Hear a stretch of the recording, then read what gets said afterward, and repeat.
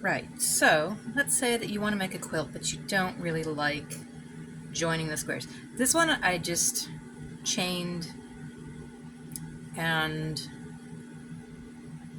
started a new square.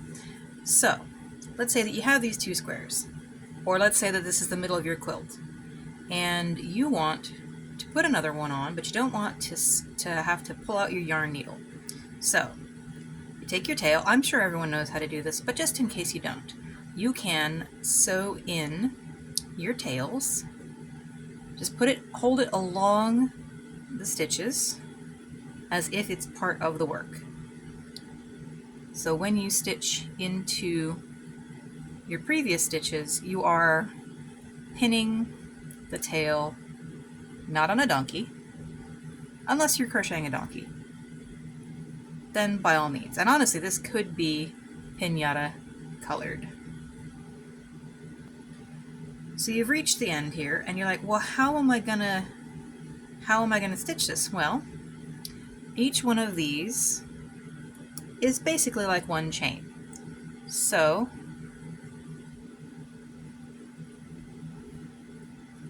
one to anchor,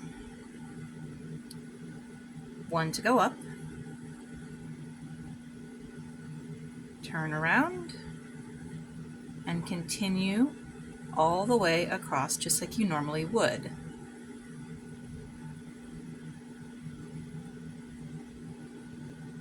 Now, where I anchored this, I kind of lost a hole to put that in, or a loop, so no problem. Just do a double crochet, and that's like 2 stitches tall. Bada bing, bada boom. And then when I'm doing a quilt, I personally only chain 1 instead of 2. I feel it gets closer to the look of one that was stitched together, because it's not so puffy where the seams are. That is purely personal preference.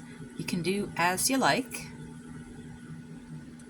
Now I will say, this little bit here does get a little confusing to know where the last stitch is, which is why I highly recommend knowing how many stitches across it is.